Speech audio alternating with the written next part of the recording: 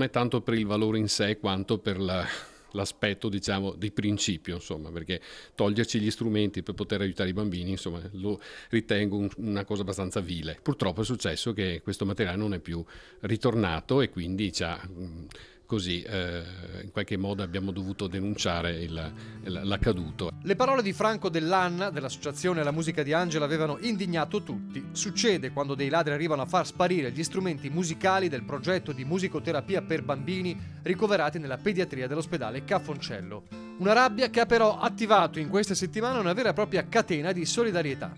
Tra le iniziative quelle dei piccoli del centro infanzia Re Sole di Marcon, che insieme ad altri amici, tra cui la forte partecipazione di S Music, storico negozio di strumenti musicali di Montebelluna, hanno raccolto vari strumenti musicali nuovi.